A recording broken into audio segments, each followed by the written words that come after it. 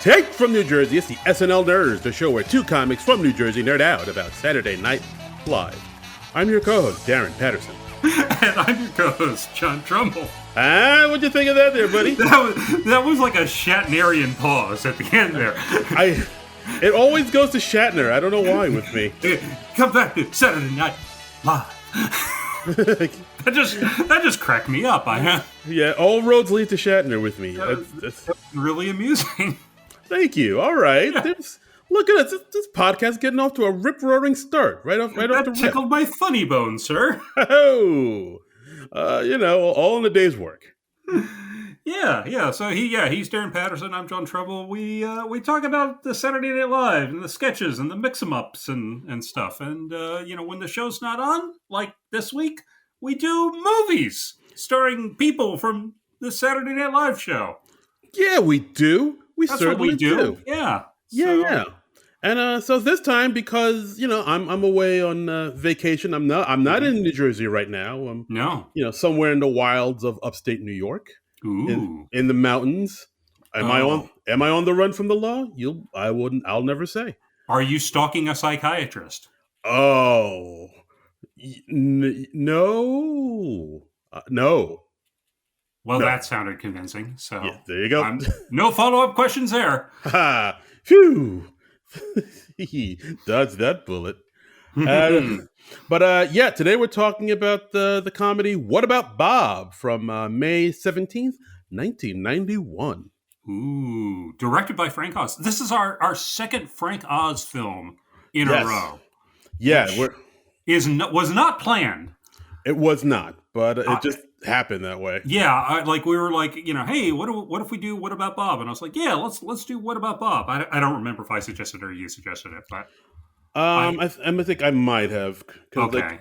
I remember watching, because this movie came out May 91. I was like in junior high. I remember seeing this movie and enjoying it quite a bit. So part of me wanted to see, does it still hold up? Did I like it back then because I was a dopey kid who, didn't have the refined comedic palate that I do now? Sure, so, yeah. I was like, let's take a trip back memory lane and see if this movie still's got the goods. Yeah, and let's see, 91, I think I was working summers as an usher in a movie theater.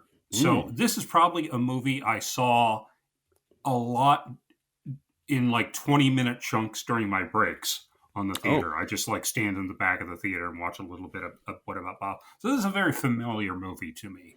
Yeah, for sure. Like we said, directed by Frank Oz. Yeah. Screenplay by Tom Schulman, who is the same man that wrote Dead Poets Society. And, wow. I know. Yeah, that shocked me too.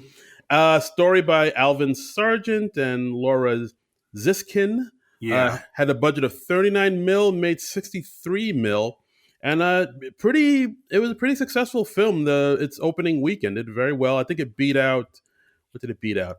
FX2. FX2, The Deadly Art of Illusion? Is that what that is? Yeah. The movie with, yes. Oh, wow. You remember that movie? I remember the title of that movie. I've never seen that movie. I have seen the first FX. I never got around to seeing the sequel. Yeah, movie with... but I should watch FX2, The Deadly Art of Illusion. Yeah, the movie with Brian Brown and Brian Dennehy. So all the Bryans. The Bryans. Yeah. I remember, Brian Brown was like this special effects expert, and I think Brian Dennehy, he's like a cop or some kind of law enforcement guy. And the first one, I think Brian Brown is like framed for murder or something.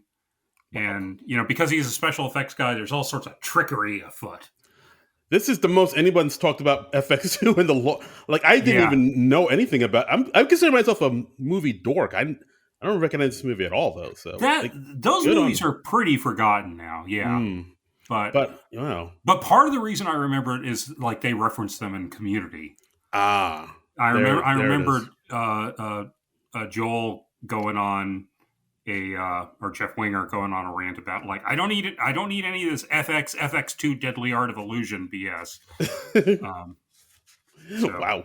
Okay, cool. But yeah, so What About Bob beat out FX2 and Madonna Truth or Dare, and then I know beat out. Do we want to see Madonna naked dripping wax on Willem Dafoe, or do we want to see Bill Murray driving Richard Dreyfuss crazy? The answer might surprise you.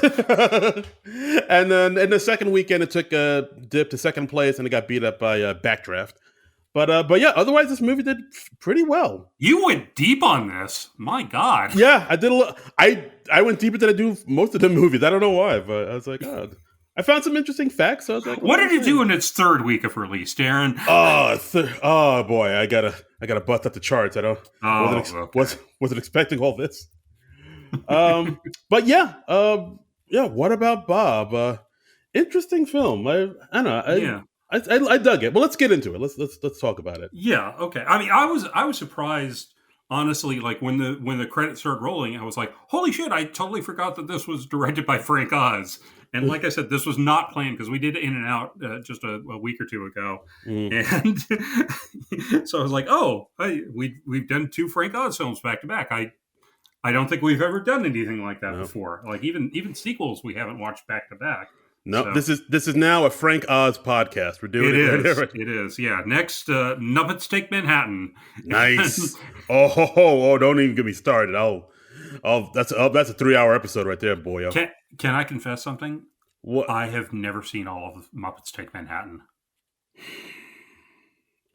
Ladies and gentlemen, it's the final episode of SNL Nerds. It's okay. I can't work with this man, folks. We'll get to What About Bob in good time, but I got to get this off my chest. Like Muppet movie that comes out like it was like 79, 80. I'm a kid. I'm like 7 years old. Perfect age for a Muppet movie. A few years later, Great Muppet Caper comes out. You know, Muppets in England. They're solving a mystery. Charles Grodin's romancing Miss Piggy. I am there. I am all in. I'm like 10 when that comes out. By the time Muppets Take Manhattan comes around, I think that was like 84. So I'm like 12, which is just about on the cusp of like, oh, am I too old to love the Muppets? And yeah, so I never got around to seeing it. Also, Miss Piggy's perm, it freaked me out. The perm freaked you out? Really? The perm freaked me out. She suddenly looked like Loretta Swit from MASH. Oh my God. R.I.P. Yeah. I've never looked at Miss Piggy the same way since she got that perm. She's just trying different things, trying new hairstyles. Come on. Yeah, I know. But, she just looked very Loretta Switty to me. And I didn't like it. It freaked me out. And I never watched Muppets Take Manhattan from beginning to end. I mean, in all honesty, I don't want to say it's the worst of the 3, but it's definitely, I would say the Great Muppet Caper and the Muppet movie are definitely better than the Muppets Take Manhattan. So you're not missing too much. Although the Muppet Baby scene where they sing, wanna be a movie star, that is kind of cute. Yeah, and that spun off that whole cartoon, which I saw the odd episode of. There you go. There you go. Yeah, I've just never sat down and been like, it's time for me to watch Muppets Take Manhattan. And, someday I will. It's time to right this wrong. It's time to right this wrong. Yeah, it's just one of those movies I never got to for whatever reason, All right, no, fair enough. But, yeah, Muppets Take Manhattan, mini review. We just had it, ladies and gentlemen. There we go. Don't know if there's anybody from SNL in it, but, yeah. No, I'm looking through the list right now. It's Art Carney, R.I.P., Dabney Coleman, R.I.P., Linda Lavin, R.I.P., Joan Rivers. Fuck those guys. Oh, Jesus. What did Linda Lavin ever do to you? Oh, she knows what she did. Wow. R.I.P.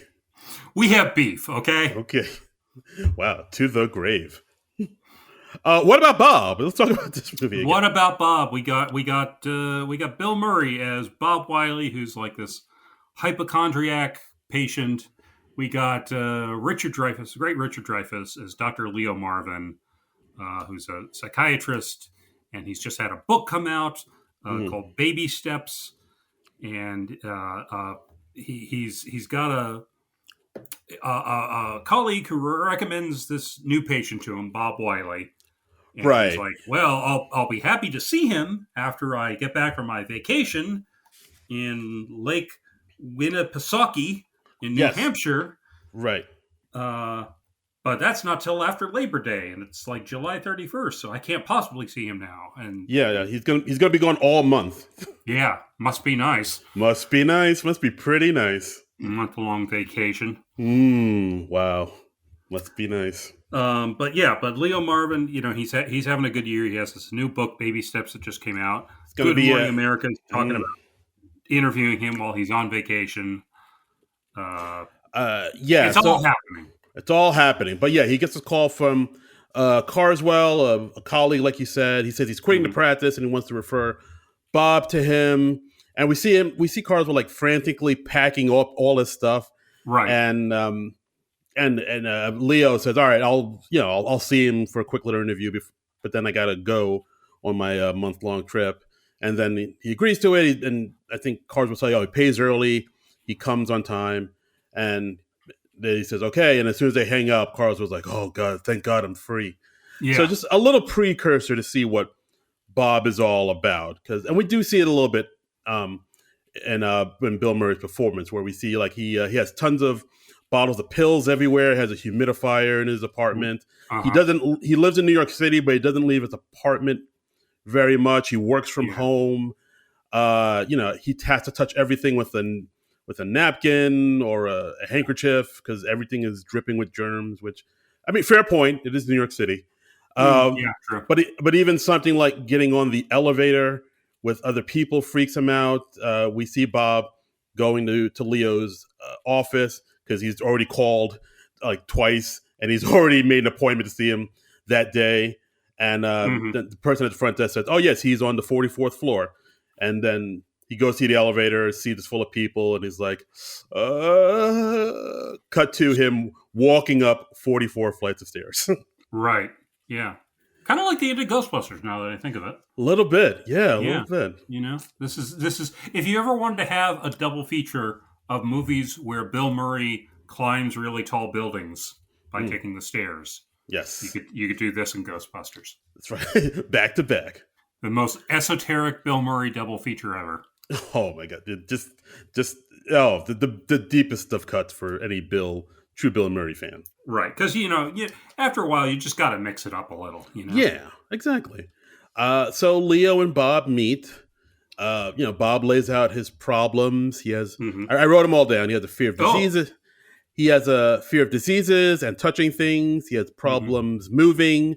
He gets dizzy spells, nausea, cold sweats, hot sweats, fever blister, difficulty swallowing, difficulty breathing, blurred vision, involuntary trembling, dead hands, numb lips, fingernail sensitivity, and pelvic discomfort. Sure. Yeah. Jesus. I think those sound like the after effects on a medicine that they advertise on TV. May result in fingertip sensitivity and pelvic discomfort. Ask your doctor if this is right for you. Yeah. Yeah. So then Leo hears all this, asks him what he's really afraid of, and Bob lists his fears, like what he's afraid if he goes out of his apartment and needs to use the bathroom and he can't find it, and his bladder explodes. Mm-hmm. Common fears like that. He mentions Right. that he is divorced because there's two types of people in this world: those who like Neil Diamond and those who don't. And And my ex-wife loves him. yes, his ex-wife loves Neil, which I might be on the ex-wife's side, but that's Yeah, another podcast for another day. Yeah, come on, Sweet Caroline, come on. Sweet Caroline, undeniable, cherry, incredible pop song. Wrote a lot of songs for the Monkees. I'm a believer. I am a believer. Come on, people. Yeah, I mean, like Stones is great. Turn on your heart light. Turn on. Okay, your I'm heart. making a case for the other side now. Yeah. Bob, your wife had a good point. They're coming to America today. My country 'tis of thee. Sweet. Okay. So anyway, Leo hears all this. He believes he can help Bob, and he goes to give Bob a certain groundbreaking book that just came out, and it's really making a big shockwaves out. Let me see if I have a copy of it. Oh, here it is. It's my book. And he's literally got an entire shelf full of them. It's so funny. Yeah. He pretends to try to look for it, and is the like false humility. It's Dreyfuss is pretty good in this movie. He is. Yeah, I really like Richard Dreyfuss. I've been appreciating him. I just rewatched his movie The Goodbye Girl. Mm. Great movie. What an Oscar for it. Yeah, no, he's Great stuff. good. Written by Neil Simon. So if you haven't seen The Goodbye Girl, check it out. Yeah, like my wife and I were on a Neil Simon kick after we saw The Odd Couple and really liked it. And then Uh-huh. we watched The Goodbye Girl. I was like, oh, this is fantastic too. This Neil Yeah. Simon guy, he's Yeah. going places. It's pretty terrific. Yeah. Great romantic comedy. Right. So like after Leo gives him this book called Baby Steps, and he basically Mhm. lays it out like saying like don't think of all the things you have to do that day. Just like take baby steps. Like don't like when you go out when you leave the building, don't think of it as all the fears you have about leaving the building. Just thinking about leaving this office, and then Mhm. from the office, just think about getting to the elevator, and then just think about leaving the building from the elevator. Like if you just break down everything you have to do, like it makes it easier, and it's just like baby Right. steps towards greater goals. Which that's a fair point. That's a pretty smart thing to do. And then Yeah. Decent uh, advice. decent advice, yeah. And then Bob does it, and he's like, "Oh my god, this actually worked. You did it. You can help me." And then Leo says, "Yeah, I'm happy to help you, and of course we'll see you again when I come back from my vacation. I'll be gone for a month." And of Yeah. course, this causes Bob to have a bit of a meltdown and freak out Mhm. that it learns he's going to be gone for a month. But Leo says, it'll only be a month. You can call this doctor as a backup. You have an issue, or Mhm. if you really have a emergency, just go to the ER. But I will help you when I get back from my vacation. Just laying it in very clear terms. Like Mhm. I'll be back. We'll talk, and I'll help you when I get back. Setting clear boundaries. Yeah. Clear boundaries. Yeah. And then after Bob leaves, Leo talks into his tape recorder, diagnosing Bob as a multiphobic personality, acute separation anxiety, and extreme need for family connections. And he says, "I'll bill him for the interview and $2.99 for the book." Yeah. 29.99 for the Yeah. book. Yeah. That was funny. That the That was book wasn't fun. a freebie. It wasn't a free book. You bastard. Yeah. So yeah. So in that regard, it's kind of fun to see Richard Dreyfuss's character Leo be taken down a few pegs because he's kind of like high in his own fumes, you know. Yeah, he's a bit of a, I don't want to say a total dick, but he is a He little, crosses over into dick. yeah, like a little arrogant, a little smuggish, I guess, Mhm. almost like Bill Maher type of territory, I guess. Oh But no, Bill Maher, total dick. oh, okay, Yeah. okay.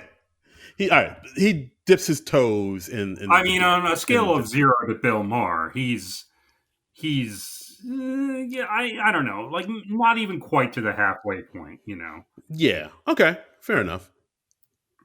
But yeah, he's a little bit of a, like you said, he's high on his own supply, as it were. Right. Yeah. So Leo goes on vacation with his family. He's got his wife.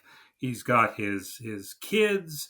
Mm, His son Sigmund and his daughter Anna. yes. So named after Sigmund Freud and Sigmund Freud's daughter Anna. And the wife is like Julie Haggerty from the Airplane movies, and the son is Charlie Corsimo, who I guess he's best remembered from playing the kid in Dick Tracy. I think so. He was also in I think Can't Hardly Wait, that movie with That's true. Yeah, when he was Je- a teenager. Yeah, yeah, Jennifer Love Hewitt. But yeah, I would say those are the biggest roles yeah. he's been in. He hasn't He's not really. acting anymore. I think he stepped away from Oh, acting because he was like, yeah. And then the daughter's Catherine Erb from Law and Order: Criminal Intent, which oh was wow, I kind of forgotten that was her. oh wow. I had no idea. That's crazy. Yeah, so I'm like, oh wait, is she going to get together with Vincent D'Onofrio and bust some perps? What's going on? Oh my god. Now, by the way, I saw on IMDb apparently she was like 26 when she played this role. She's playing like a teenage daughter, and she's only like 10 years younger than Julie Haggerty. That's wild. That is wild. That's Hollywood for you. They just have Hollywood, man. they just have people in their mid-20s. Hey, you can play a teenager, right? I guess. I mean, Somebody yeah. only somebody to babysit my kid, but all right. I mean, I guess it makes sense. Like, you want someone who's over 18 and can, work a full day on the set and stuff. And she does look young at this point. So it didn't, like, if you'd asked me, like, oh, was she a teenager in real life? I probably would have guessed, yeah, probably. Yeah, yeah, I So would have. I would. it didn't throw me out of the movie or anything, but I just thought it was interesting. I was like, wow, okay. Okay, all right. Suspend disbelief here. So, Bob's having a tough time with the fact that he has to, be without his new psychiatrist for an entire month. And so he's calling Dr. Marvin on vacation. Yeah, Um, he's trying to call Leo's telephone exchange, which is mhm, like talk to some operator, yeah, and like the operator puts you through to Leo, but the telephone exchange operator is like, yeah, no, Dr. Leo says he's on vacation, so you need to mhm, talk to this doctor if you're having an issue. And Bob is just like, no, it's urgent. I really need to talk to him. So he right, puts him through. He talks to Leo, and he says, "Hey, Leo." And Leo says, "Like, what's going on, Bob? You're okay?" It's like, "Oh, Doctor Marvin. How's the weather up there? You're like at where? You're like Martha's Vineyard or something, yeah, yeah. or you're in Maine?" And He's like but fishing for info. exactly. And then it's really just Leo just again setting the boundaries. Like I'm Mhm, on. Like I told you, I'm on vacation. right, I can't. I'm not talking to you right now, but I yeah, will get back. I will talk to you when I get back. All right. So please respect the privacy. yeah. And of course, that causes Bob to spiral to the point where Bob hires a woman of the evening Mm, to yes, to pretend to be Leo's sister right. on on a payphone. And And he knows the name of Leo's sister because Leo had pictures of his family and his sister in yes, his office. So yes, yeah, he saw pictures of everybody and got to know and learn their names. yes, he got So intel that way. yes, yes. And so I did like when he's when the lady of the evening is handing the phone over to him. He's like taking it with some Kleenex for Jones, Right. and he's like, "Oh, it's not you, it's me." Yes, and that woman played by Aida Turturro, cousin of John Turturro, and she would go on to play Tony Soprano's sister on The Sopranos, Janice. Wild. Right? That's wild. Yeah. Pretty wild. So, yeah, so through that little subterfuge, Bob is able to get Leo back on the phone, and Leo's like, "Lily, what's going on? You all right?" And then Bob's like, "It's me. Don't be mad. Don't be mad. I just want to see." And then, of course, at this point, Leo's like, "Dude, this I can't. A doctor-patient relationship is based on trust. I can't trust you after Right. you've done something like this. This is a wild violation. Please don't call me again." Right. And of course, Bob really melts down from that, and Hmm. then he does something really out of pocket where He he yeah, yeah, I'll let you say it. he pretends to be a detective, and then he goes to the call center and he talks to the woman that he talked to before, Betty, and he claims that he's a detective investigating Bob's suicide. He's like, yeah, he committed suicide about 15 minutes ago. And I'm like, what? And like, wow, you're already investigating the That's right. case. Wow, that's fast work, especially in the city. Wow. And NYPD, they work fast. Yeah. And so he's like, I'm going to have to talk to his doctor. So let me get Dr. Marvin's address. and and they give him a PO box at first, and then he wrangles a street address out of them.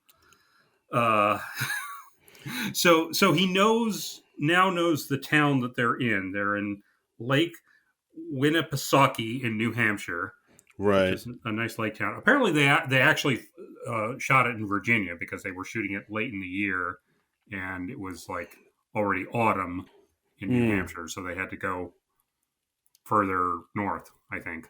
All right. So, Fair enough. Fair enough. Then we also see a scene where Betty, the telephone operator, tells Leo mhm, that Bob committed suicide, and yeah, Leo, and I think Leo tells his wife, and because they're sleeping in bed, he's like, "Oh yeah, he right. committed suicide." And he's, "Oh well, let's not let it spoil our vacation." Yeah, I'm like, Jesus, it's the man. most blasé reaction. It's like that is. I mean, that is compartmentalization on a level that is maybe not healthy. Well, he barely knows the guy. He only met him once. Yeah, they met for like 15 minutes, and Yeah, it's a stranger. yeah. So I think it's good that they show him to be that callous because then Yeah, your sympathies are not really on his side. Yeah, like once you see all the stuff that happens to him throughout the movie, you in your mind you're like, he kind of deserves it. It's a little bit of a He dick. kind of has it coming. He's kind of an Mhm. ass. Yeah. Um, Yeah. So then after that, Bob baby steps his way onto a bus that going to mhm. New Hampshire. We see he has Leo's book in hand, his goldfish gill in a Yeah, jar around his neck, yeah, and he's and after many minutes, he's able to will himself onto a bus. And he asked somebody on the bus, "Hey, I'm Bob. Could you just like knock me out, please? Just sure. punch me right in the Yeah, face so I don't have to know where I'm going."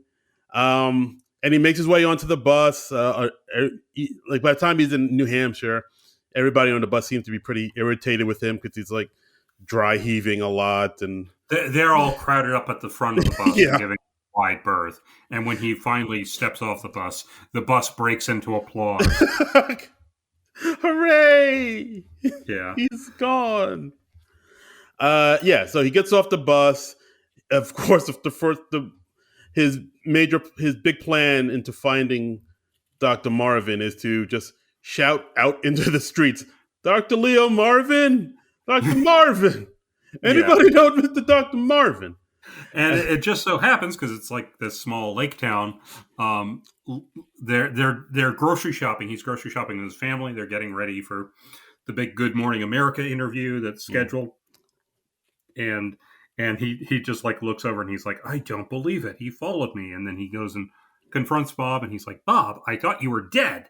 Um, and he kind of explains like, this is not appropriate that you followed me out here. I'm here on vacation. I'm here with my family. I'm sorry, I'm going into Richard Dreyfuss. I'm going into Richard Dreyfuss. Damn it! Have you no souls? Classic Dreyfus. I love Richard Dreyfuss. He's really awesome. He's good stuff. Um, But basically, Bob's begs to see him, like literally, gimme, I need, please yeah, see me. And then Leo just to calm him down is like, all right, fine, like all right. So what I'll do is this: you go buy a bus ticket back to New York. Wait in this coffee shop right here. Wait by the payphone. I will call you at 4:00. I'll talk to yeah, you, and after that, you go back to New York. And Bob agrees to that. yeah. So we see Bob just literally waiting, staring at the clock, staring at the payphone, Right. making And it's sure like no one 3 o'clock, else. and he tells somebody, like, oh, you can't use that payphone. I'm expecting a call. Like, In in an an hour. hour. Yeah. And, and it so happens that the couple who own the cafe, they have this sort of grudge against Leo Marvin because he bought their dream house. Yeah, son of a And, bitch. and they're just like, yeah, we hate that guy.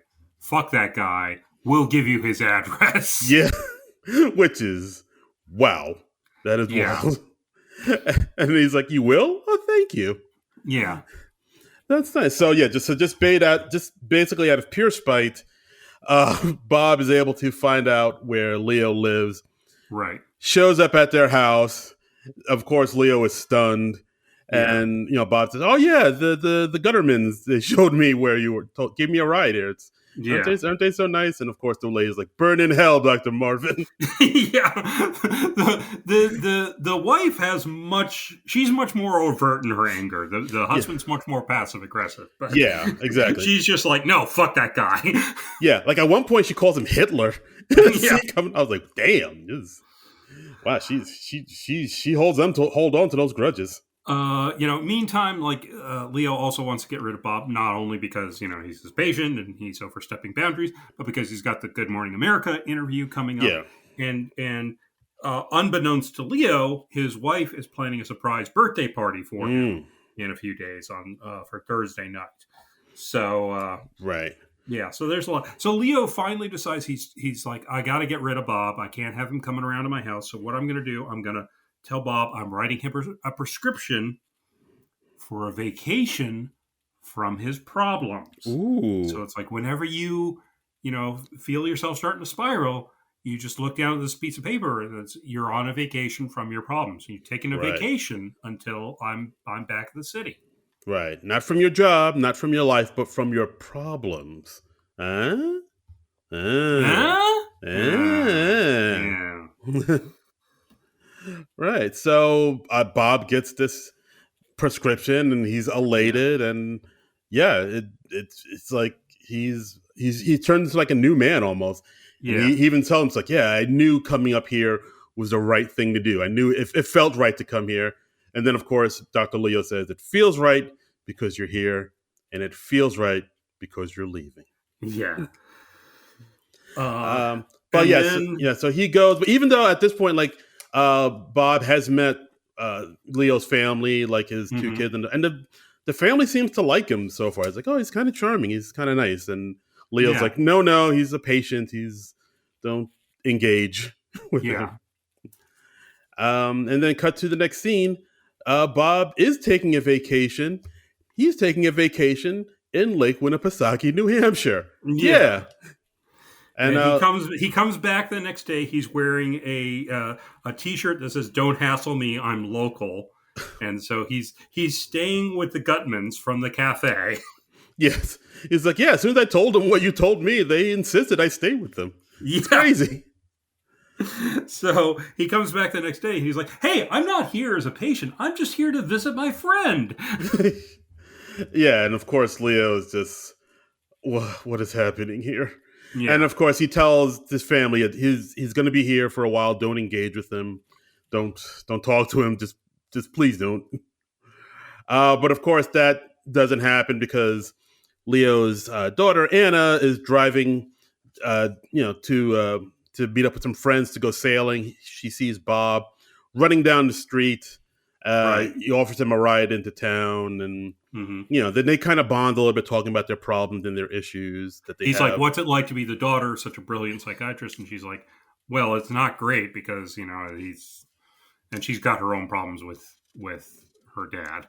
Yes, absolutely. And but yeah, then out of that, Anna says, "Hey, you want to come sailing with me and my friends? My friend's got a Mhm. boat. You want to come sailing?" And Bob's like, well, I've never even been on a boat before, and it makes my lips numb just to think about it. But you know what? Baby steps. Maybe I should try doing something I'm not used to doing. So yes, I will baby step and onto this boat and go sailing with you.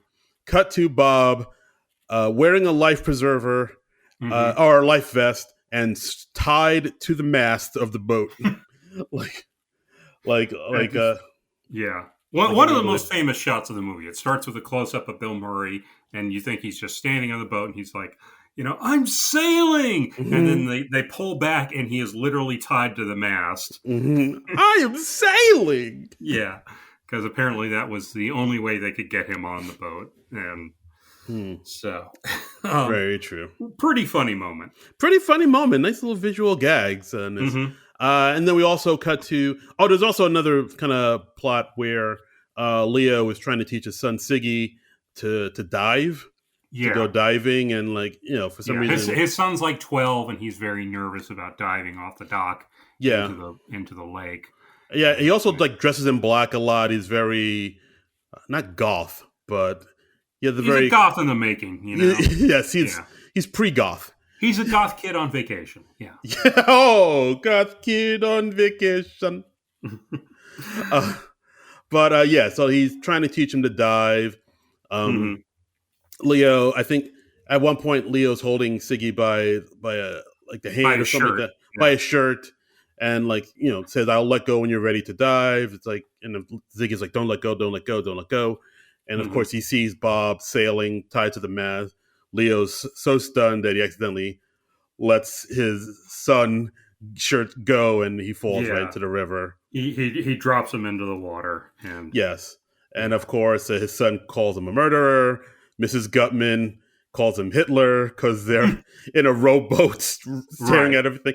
They're in that rowboat quite a bit throughout this whole movie. yeah, they just pop up whenever you least expect. Yeah. They're like the Statler and Waldorf of this movie, just, Yeah, they kind of are. Yeah. just ready to mock Leah at any Mhm. turn. Um, yeah, so like of course once the boat docks, Leo sprints to Anna, telling him not to talk to. I thought I told you not to talk to Bob. He's Yeah, kind of out of his mind. right. He then they try to talk to him through puppets because they have these hand puppets of the family, and that's how they Yeah, communicate feelings, I suppose. yeah, yeah. He's having a talk with his daughter, and his daughter's like, obviously, like, this is stupid, but it's Right, a thing that he does, I guess, in therapy or something like that, or with his family anyway. right. So and then as they're talking, Bob talks to Sigmund, who's upset that his dad dropped him in the water, so he's just sulking on the side, playing with his Game Boy, Hmm. and then and he talks to Bob, and then Bob kind of convinces him to maybe like, oh, maybe I'll try diving. Could you show me how it's done? Yeah, I Hmm. sailed today on my first try, so maybe I can dive. Baby steps, Yeah. baby steps. And then so Siggy tries to show him how to properly dive, and like he ends up actually diving a pretty good dive and doing it himself. Hmm. And the whole family gets all so super excited seeing it. Leo rushes out to him, and towards rushing out to him, he shoves Bob into the lake, like clearly on purpose. And then like Yeah. the whole family's like, "Oh my god, Bob! Oh my, are you okay?" And then the family like kind of runs to Bob's aid as Yeah. I he, mean, Bob's like floating in the water because he still has his life vest on. yeah, like he's not in any danger at all. Yeah. but Uh, like through that, Leo apologizes to Bob, and the family, as a mea culpa, wants to have Bob over for dinner, hmm. which much to Leo's chagrin, it's like, how is this man working his way into my family like this? Yeah. So, and we cut to Bob. Bob's enjoying himself greatly at dinner. He's eating they got chicken, they got corn on the Mm, cob, they got mm. salad, mashed potatoes, they got dinner rolls, and I'm like, my God, this is a better meal than I've had in years. Oh, This is. I was like, I'm lucky to get three of those things, but they got all those things. I don't know. This scene made me really hungry because it did look like a really good meal. all the fixins. Maybe I just need to have lunch. I Yeah, don't maybe know. just sit to eat, man. Yeah, I probably just have low blood sugar right now. Yeah, that's it. Yeah, so he makes all the noises. I think Anna offers him some salads. Like, would you like some Hmm. salad, Bob? And he's like, yes, pile it high and deep. Yeah. Which, um, but yeah, so and throughout all of it, like I think Leo is still stewing over the whole thing. He goes into the kitchen for a bit, and he Hmm. ends up choking on some food somehow. Yeah. And the family freaks out. Then Bob goes over to him. He gives him some sort of Heimlich maneuver. It's It's like not. Heimlich. Yeah, it's in the ballpark Yeah, of a he's like Heimlich maneuver. he's just Yeah. basically like grabbing him by the waist and just like hurling him in the air. And then Kind of. eventually he like throws him on the couch and he's just like pounding on his chest. Yeah, it gets Yeah, kind of cartoony a little bit, but it yeah, it's does. but it is funny, like especially when I think at one point Sigmund's like, "Jump higher, more, use your knees more," Yeah. like doing stuff that like wrestling moves that would clearly, Yeah. like, oh my god, from the top rope. They just body slammed him. Wait, why putting a folding chair on him? Exactly, That's not legal. What? the Ultimate Warrior. Oh my god, just like but through all of this, Leo's able to spit some food out. He can breathe again, and he's Hmm. okay. The family is in Bob's debt. They thank him. They love him Right. even more now after this. Yeah. And then that's when the thunderstorm hits and it starts to rain.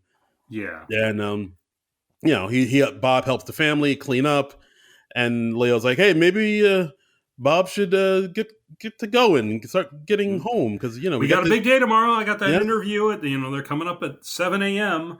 for Good Morning America, and they're like, oh well, we can't make Bob walk home in this rain because when uh, Leo and Anna were having their talk before. He told her just to leave the car where they were, and they walked back to the home. So they don't have their car there, so they can't yeah, just drive Bob back.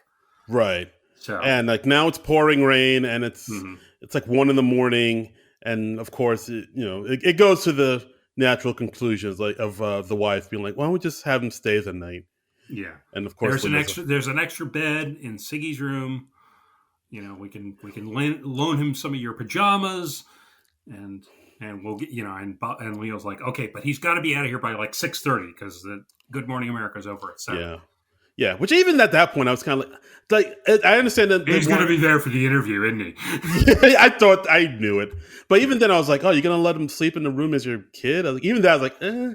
It's like no freaking boundaries. I mean, it's just like, yes, I know it's a comedy, but it's like, wow, how does a psychiatrist family not have any idea of the proper boundaries they should be setting? Like, he is still, even though he is charming enough, he is still a relative stranger. Yeah. So maybe let him sleep on the couch. Maybe that. I don't know. Yeah. Maybe not in the same room with our young boy son. Yeah. Well, what do I know? I don't have kids. Yeah. I don't know. Yeah. Yeah. So, Bob is wearing Leo's pajamas. Uses Leo's toothbrush. He bonds further with Ziggy. Asking me if he's afraid of death. Yeah. Just straight up, just goth vibes. This kid everywhere. Yeah. It's that kid's gonna be wearing so much eye makeup when he gets to high. The kid's like, there's no way out of it. You're gonna die. I'm gonna die. Do you know? Your album's away. Yeah. Like, do you know how fast time goes by? I was 6 like yesterday. Yeah. What else is there to be afraid of? And then that's when Bob's like, well, not diving anymore. So you got that. And then, the other thing to be afraid of, like Tourette's. They bond over Tourette syndrome. Yeah. Yeah. And which leads to them just cursing up a storm and laughing. Right. Because if you fake it, you don't have it. Right? I mean, you can't argue with that logic. Yeah. I mean, the science is right there. Yeah. Absolutely. But yeah, so, Leo's still bothered by all of this. I think 6:30 in the morning comes by, wakes Bob up immediately. It's like, all right, get out. Like, not even sugarcoating it. Like, just get the fuck out of my house. He's like, dude, you gotta go. You gotta go before the camera crew gets in.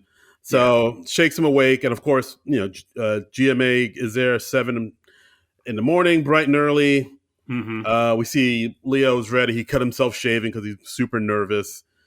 And as they come in, Bob is just leaving. They're trying to get him out, and then the GMA crew finds out that Bob's his patient. They're like, "Oh, well, this is great. We could talk to you and your patient, and find out firsthand how your methods work." Yeah. You see where this is going, don't you? Don't you? Yeah. So, of course, Bob, during the interview, Bob is sitting right next to Leo. Mm-hmm. And, the interviewer is asking him questions. Leo kind of freezes up a bit and chokes and kind of gives some very stiff answers. Like, he's clearly nervous. Yeah, they ask him a question. He gives like this canned answer that doesn't really address the question he was just asked. They asked Bob, and Bob is like, "Oh, he's a genius. He's helped me so much." And they're like, "Well, how long have you been his patient?" He's like, "Oh, 3 or 4 days." He's like, 3 or 4 days and you're better? Oh my God. Yeah. And then, Leo's like, no, it doesn't happen that quickly normally. Yeah, the book's not designed to happen that quickly. Bob's like, but it does happen that quickly.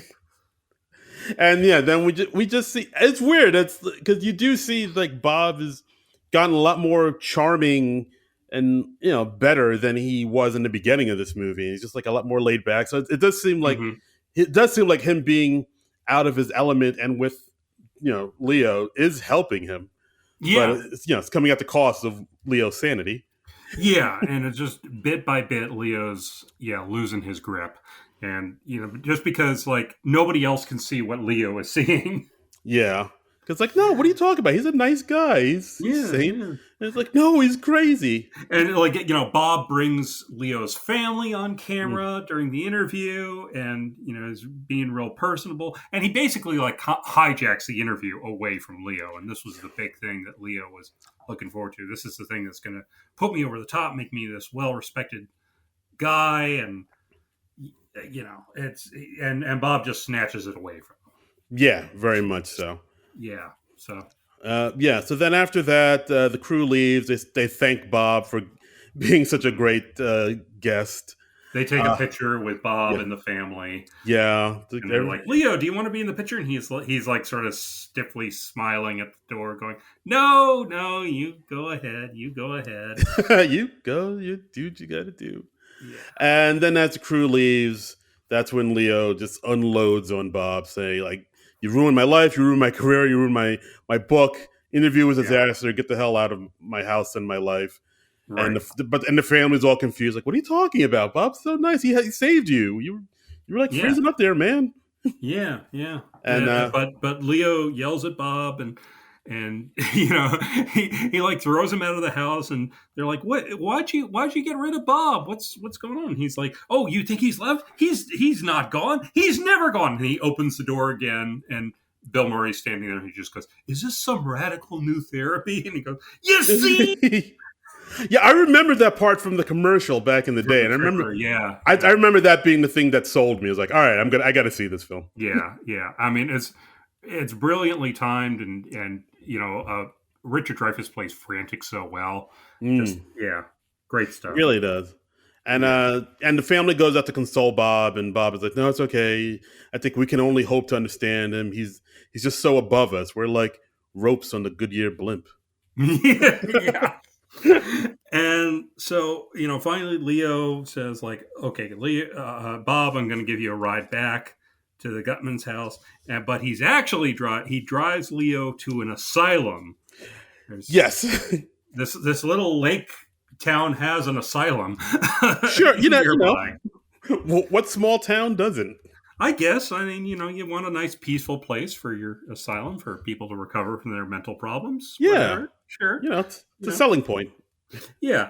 And, he basically admits Bob, there are some men in white there to collect him. And they're like, "Okay, well, Leo, we can only admit him for 24 hours. And we had to have staff corroboration to keep him any longer than that." And Leo's like, "Don't worry. You'll keep him here. As soon as you see what I see." Right. Yeah, I did it. And he drives back home just happy as a clam. And like, I think literally as soon as he pulls into the driveway in his house, he gets a call from the institution. And he's like, "Wait, what? What? No. And he just like frantically gets back in the car, drives away. The wife is like, "Hey, where are you going? Where's Bob? What about Bob? What about Bob?" And he gets back to the institution. Everybody there loves him. The doctors love him. The crew loves him, and no one thinks he's crazy. Bob's telling like all these hoary old jokes about, like the psychiatrist who's showing cards and the patient seeing something sexual in everyone, and they're like, "Oh, why do you see something sexual in everyone?" "Well, you're the one who's showing the dirty pictures." Roses are red, violets are blue. I'm a schizophrenic, and so am I. And I'm just like, how are you a mental health care professional and you've never heard any of these jokes before? But a bit incredibly, he's won over the entire staff in just a matter of like an hour. Right. Wild. So the doctor's like gives him back his paperwork. Like, I'm not. He's totally fine. Everybody loves him. Don't I'm giving you back your paperwork to save you any embarrassment. Right. Yeah. Because if you admit this clearly sane man, it's just going to ruin your reputation. So he's just like, I can't seem to get rid of him. So Bob and Leo, they drive back. I think like Leo thinks he's a textbook narcissist and sociopath, but everybody finds him charming, and they think he's maybe a little quirky, but there's nothing wrong with him.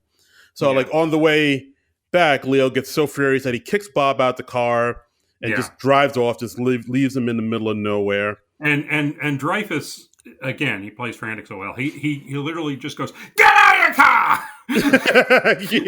He's not even forming words anymore. It's just this primal screeching. It's straight Ralph Cramden. Yeah. Norton, get out of the car! Norton, get out of the car! And so he just leaves Bob on the road in the middle of nowhere. And Leo's trying to drive back to his family. He gets pulled over by a cop.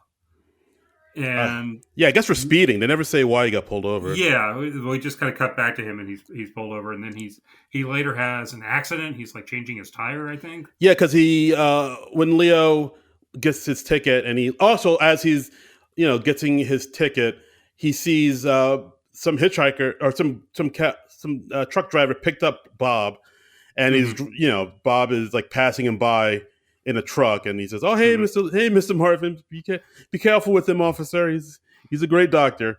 And then and of course the cop is like, "Hey, I think I saw that guy on TV." Yeah, like everybody, when they take him over to the asylum, they're like, "Hey, are you Bob Wiley? I saw you on TV this morning," and nobody recognizes Leo Marvin at all. He's right next to him. Yeah, but Bob, because Bob's the one who made the impression, everybody's like, "Hey, aren't you Bob Wiley?" Yeah, and so after he gets a ticket, Leo, he accidentally puts his car in reverse. He floors it. The car goes back, smashes over a rock, and I think gets a flat tire. So he has to change the tire. He takes off his jacket, and then some car. It's all dirty. It's all dirty. Then some car speeds by, splashes mud on him. Yeah, and he's about to crack. He's having a day. Having a day. So he finally makes his way home, kicks in the door, just covered in mud, just fed up. He goes out to the back. Oh my God, surprise! It's a surprise party for him because it's his birthday, for he's a jolly good fellow. Yeah, it's a gigantic, so there are like dozens of people there. His sister Lily flew in from Chicago. So yeah, that's... Yeah. Then his mood brightens. He's like, "Oh, hey guys. Wow, thank you so much. This is me." And of course, everybody sees him covered in mud. It's like, "Dude, what happened to you? What the fuck, man?" And it's like, "Nah, it's car accident. I'm fine. I'm fine." Yeah. He sees his sister. It's like, "Oh my God, Lily, how are you?" And then, of course, Bob pops in right next to his sister. He's like, "Hey, man, this is all for you, big guy. We're all here for you, Dr. Leo." And, of course, that causes him to totally snap. Get away from my sister! He, launches himself into the air and just again, wrestling moves. just off the top rope, ladder match, SummerSlam, lands right on Bob. Everybody tries to pull him off him, total chaos. Gifts are smashing everywhere. Cut to one of the many doctors at this party just gave Bob, I think, something to help him sleep, to it's like a tranquilizer or something like that. And he's like, "Yeah, I don't," he's probably under a lot of stress with the Good Morning America and the job and everything. So it's best he gets some rest. Right now. And the doctor's like, "I'm going to prescribe him this so he can relax." And Bob interjects. He's like, "Well, doctor, considering his symptoms, don't you think this medicine might be better for him?" And the doctor's like, "Yeah, that is a good idea. I'll do that." That's wild. It's like, but you're the doctor. You don't. All right. That was one of my favorite moments. That made me laugh. It's like, don't you think Librium would be better in this instance? Yeah. Doc's like, good point. I'll change his prescription right away. Thank you. And so, Leo is basically snapped at this point. We see him. He breaks into the hardware store in town. He gets a rifle and explosives. Right. And he goes and he gets Bob. He kidnaps Bob. Yeah, because I think at this point, the family actually sits down with Bob and they say, "Hey, we don't know why he attacked you like he did. But, as insane as it may seem, maybe it would be best if you're not here when you're kind of triggering for him. Yeah, so maybe... For whatever reason. We don't think you deserve it. We think you're great. Bob. Yeah, but, maybe it would be best if you weren't around when he wakes up." Right. So he understands. He's upset, but he understands. Yeah, okay, I'll see myself out. It's it's a shame. So then he's walking home in the dark, and that's when, like you said, the insane Leo Marvin has explosives around his neck and rope and a shotgun, and he finds Bob at gunpoint, ties him to a log, and puts explosive around his neck to what he calls death therapy. Yeah, it's like death therapy, Bob. It's the new thing. It's a great name for a metal band. I'll give you that. Yeah, it is. It is. And so he like ties Bob up in the middle of the woods, and he's got these bags of explosives around his neck. And like when he's picking out the stuff in the hardware store, he's like, a gun? No, no. Oh, this? No, I want him to feel more pain. And so yeah, he finally decides on explosives. which is wild. Yeah, that's wild. So he's over the edge now. Yes, he is clearly committing manslaughter. Yeah, he leaves Bob alone in the woods in the middle of the night, tied to a chair with explosives around his neck, and Bob is like there alone, and he's still like looking at this as like, well, Dr. Marvin is brilliant, so if he's doing this, he must have a reason to do it. Yeah. So you think the knots and the explosions are like metaphor, like, oh, I need to untie my knots or else I'll explode inside. Yeah. Oh. Yeah. And so he physically unties his knots and gets away and goes back to the house. And then Leo sees him back at the house, and he's like, Bob, what are you doing here? What are you?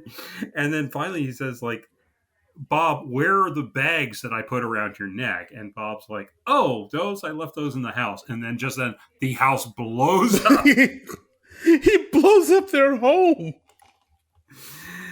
Yeah. I mean, luckily no one was in there. The family was out. Because they were looking for Leo, and they're like, oh my God, our house. And of course, again, the Guttermans forever in their rowboat, just saying, burn, burn. Burn, baby, burn.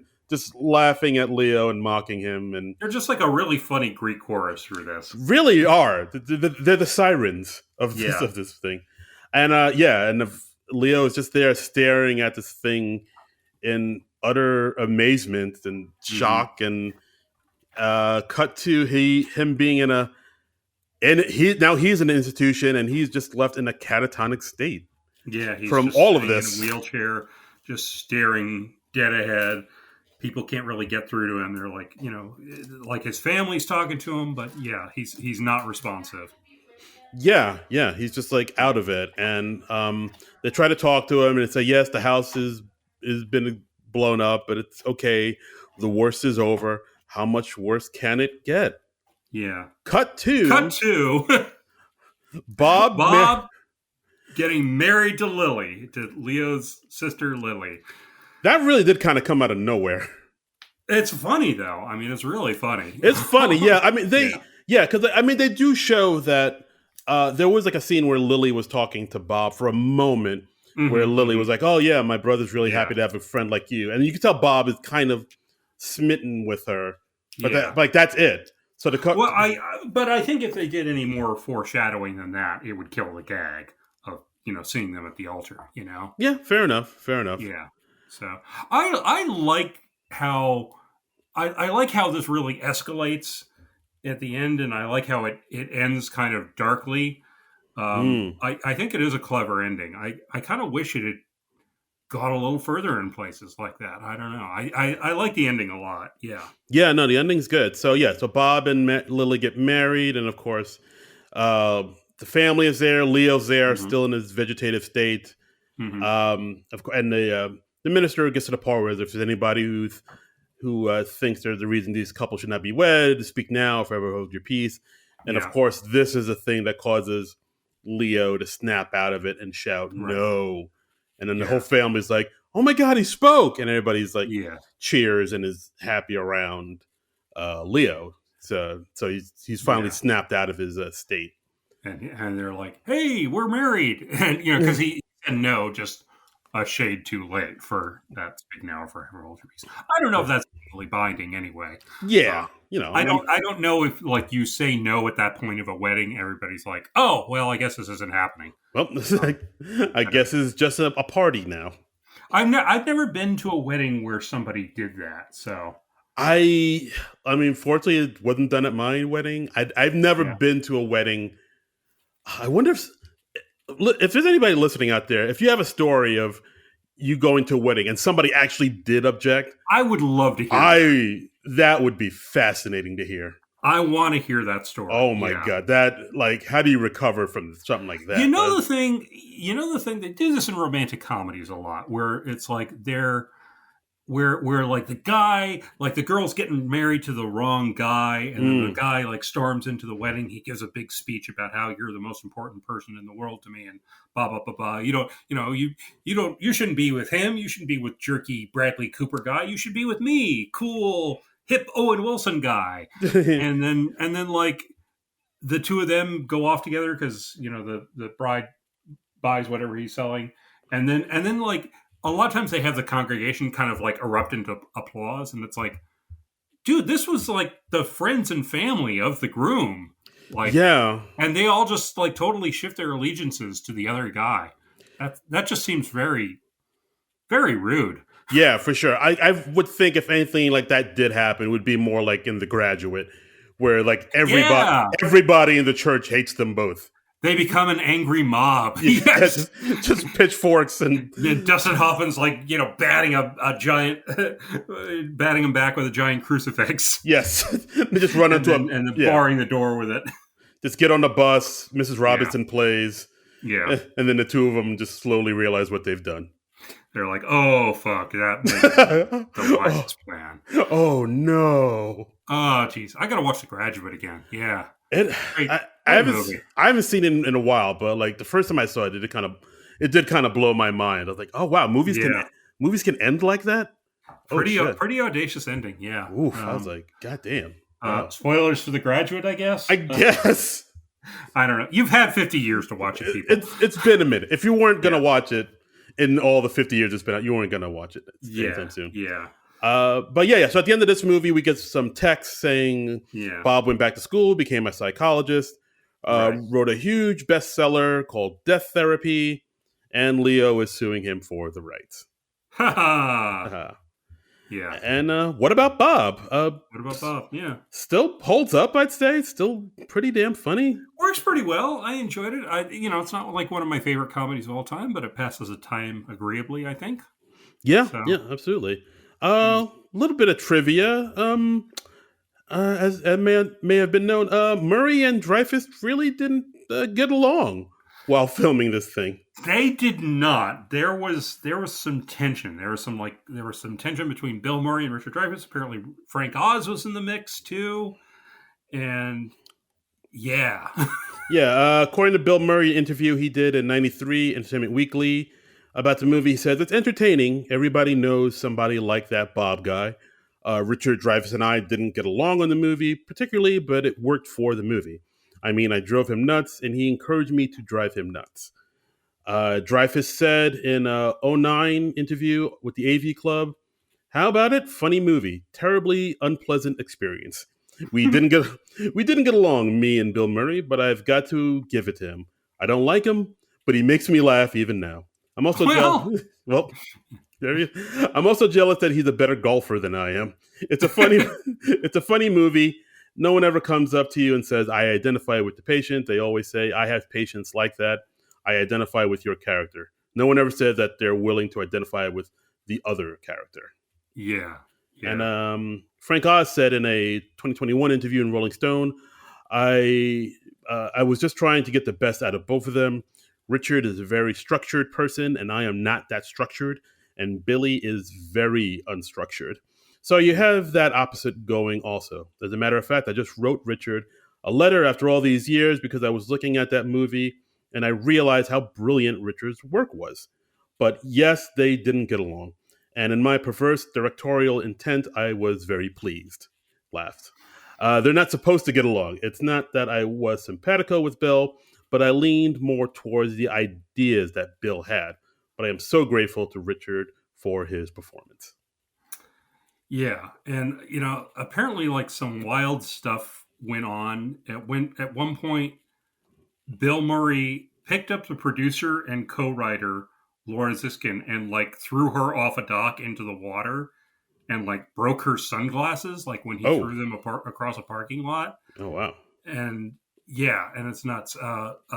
Richard Dreyfuss accused Bill Murray of like throwing a glass or a glass ashtray Oh near yes, his head. yes. Yeah, I see that. Like Dreyfuss alleged in 2019 that at one point during production, Murray screamed at him while intoxicated, telling him, "Everyone hates you. You are tolerated." And through an Bill ashtray, Murray is so good at insulting people. "You are tolerated." You are tolerated. That's up there with medium talent. Wow. Um, Wow. yeah. Also in the Rolling Stone piece, they did Rolling Stone did an entire oral history about this, and here's a quote from Frank Oz. He saying. Okay, so Dreyfuss accused Murray of throwing a glass at him on set. Recently, Murray decried these rumors, saying it was near the Jaws actor. What a great denial. Oz cleared up these rumors as he was president at the time and has it etched into his memory. So this is Frank Oz. He says, I got in a room with Bill and Richard to try and solve a script problem. We had several drafts that various people liked. Bill left the room and came back about 20 minutes later. Bill said something. I'm not sure what it was, but he was obviously in a dark mood. And Richard said, is that Bill talking or is that Bob Wiley talking? And I remember Bill grabbing a glass and saying, this is Bill talking. And he heaved the glass about 10 feet up in the air against a huge fireplace, and glass scattered all over the room. And I remember Richard going, whoa, and standing up and leaving. Oh, boy. Wow. What about Bill's? More like it. Yeah, I mean, I'm glad they came up with a funny movie out of it. But this is Hachiwawa. Yeah, that's pretty wild. Yeah. So also for the role of Leo, I think they said that Gary Marshall was considered. Woody Allen was approached. Patrick Stewart, I heard. Yeah. Who else was? This is interesting. After Bill Murray at one point walked off set, and they suspended production on the movie for a day, and when they came back, Disney hired bodyguards to assure Murray and Dreyfuss were separated from each other, as Dreyfuss claims Murray also attempted to get violent with him and production then resumed. So between takes, they had bodyguards separating them. God, like boxers in the ring? Yeah. They had cornermen just getting him away from. Get away from him. He's a menace, that kid. That's nuts. That's so nuts. Wow. I mean, it is.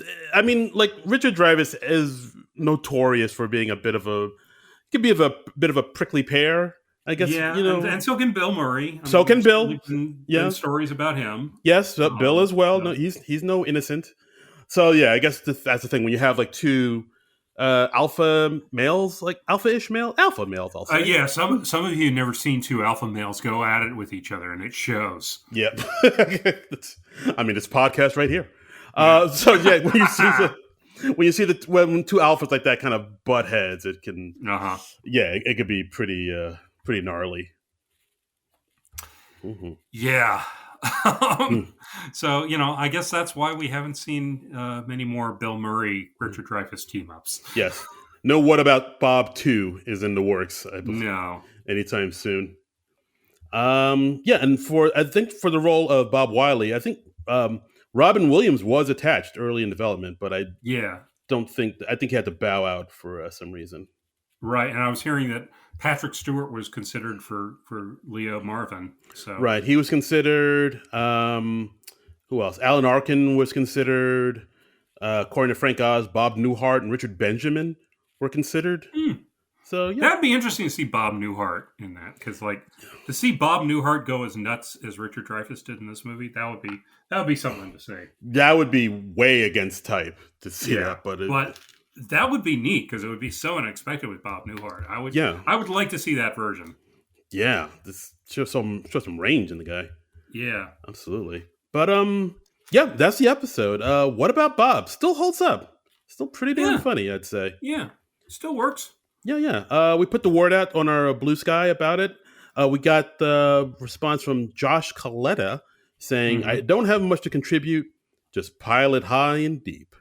Ah, nice reference, sir. There you go. That's a deep reference, a high and deep reference. Yeah, no, I wouldn't have gotten that before I rewatched the movie. So that was something to say. Bravo, sir. Bravo. So hats off to you, Josh. We tip our hat to you, good sir. And yeah, that's the episode. Thanks again, as always, for listening, folks. As always, you can follow us on Blue Sky at SNL Nerds, and you can listen to the podcast on the YouTube page. You can, give us a listen there. Non-Productive, Non-Productive.com, where you can donate to our Patreon. And as always, you can follow me on all the social medias at Darren Credible. That's DARIN Credible. And you can follow me on all the socials at Trumbull Comic. That's TRUMBULL and the word comic. And and join us next week where we'll be talking about another movie starring in SNL alone. Do we want to say what that is? Do we? I think, are we decided, or is it still up in the air? Maybe it's still up in the air. It's still up in the air. Yeah, It's still up in the air. Okay, we'll twiddle our thumbs on that. Yes, you'll find out when we find out. That's right. We'll announce it, and then we'll stop recording the podcast, and then we'll watch the movie. Yes. And then we'll record the rest of the podcast. Hot damn. Yeah, that's our plan. Yeah, that's the ticket. Yeah. Yeah, so that's the episode. So that's the episode. That's it. So that's I don't know. Do you have anything else to say? I don't. No. Well, you got. I got nothing. But you got the thing to say. The thing that you say. The thing that I say. The thing you say. Yeah. So like. It's clobbering time. Your catchphrase.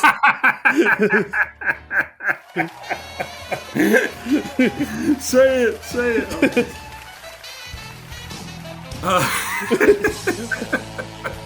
That was really funny. that caught me unexpected. Unawares. Okay, so we'll join us for the next week, and then maybe another movie from the 90s, maybe something else with Frank Oz. Who knows? But we'll all find out together. But until then, nerds out. This has been a non-productive media presentation. Executive producer Frank Hablawi. This program and many others like it on the Non-Productive Network is distributed under a Creative Commons Attribution Non-Commercial No Derivatives license. Please share it, but ask before trying to change it or sell it. For more information, visit non-productive.com.